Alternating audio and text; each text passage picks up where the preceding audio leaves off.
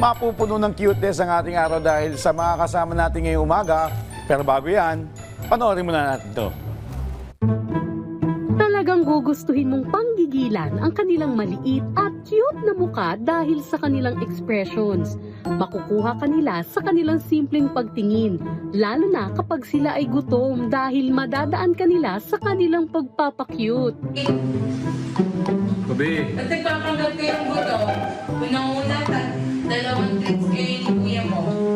Kahit maliit, paniguradong malaki naman ang tsansa na kagigiliwan nyo sila. Kaya naman ngayong umaga, makakasama natin ang fur parent na sina Victor at Cindy Basas para kilalanin ang kanilang adorable pugs na pinagkakatuwaan sa social media dito lang sa Wednesday Pets Day. Nako, kakakit naman talaga. Rise and shine, Victor and Cindy. Welcome sa RSP. Victor, Cindy. Hi po. Rise and shine. Pakilala niyo muna sa amin yung cute na fur babies niyo.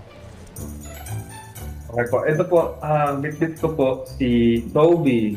Kobe. Ito po si Axel to. Axel. Ilang taon na yan sina Kobe and Axel? Si Kobe po is 2 years old. 2 years And old. si Axel po is turning 4. Okay. Ano yung unique traits nila, Victor, Cindy? Ano po, sorry. Ano yung unique traits nila, yung character nila? Are they playful, energetic, o may pagka-introvert, parang ganyan? Sobrang playful po. As in, hindi sila marunong mapagod. Ayun. Sobrang po silang very alert sila when it comes to food. And even kapag nandyan kami mag-asawa, hindi sila nagpapahinga lang basta-basta unless sasabihin mo or hindi ka gagalaw sa pwesto. Okay. So, yes, go ahead, Victor. Ayun po. Bali, pagka napaka-energetic po nila. Pag umuwi umuwi po si Cindy, asawa ko po. Or pagka dumadating po dito yung mga relatives po namin, like yung biyanan ko po, sobrang po nila, energetic. Pupunta kagad sa gate, tatahol, tapos biglang dito na po sila, yung mga relatives po namin. Sige po ang kapitin po nila at pagpapalandi. Okay. Kailan nyo na-discover na meron silang potential sa social media na pwede sila mag-trending? Ano yung ginawa nila na, uy, pwede natin kunan to, pwede natin i-upload, ganyan?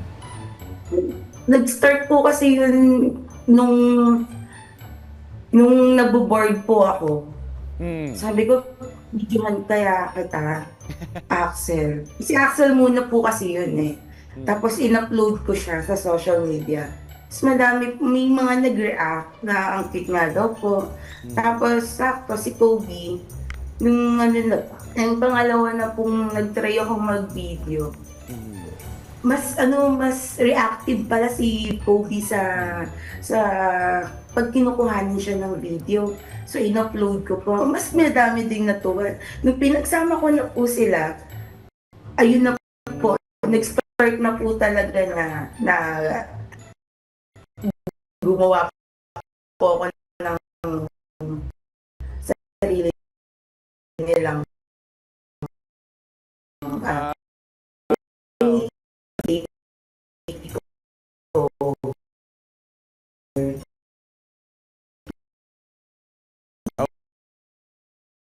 Okay. Alaga ng pag.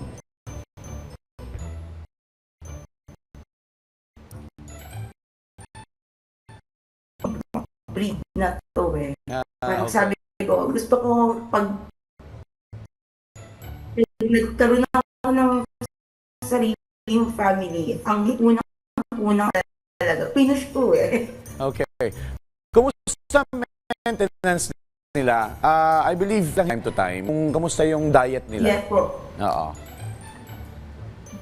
Ang diet po nila, it's more on regular dog food na dry and wet. Tapos minsan po, nagbibigay po ako ng mga vegetable and fruits. But ang problema lang po kasi, si Axel, hindi po siya sanay sa gulay.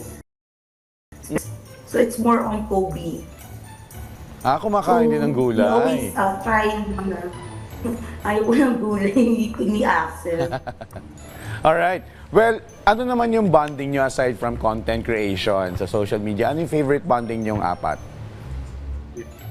Bond po pag bonding namin once na manonood po kami ng movies dito po. Ang ginagawa.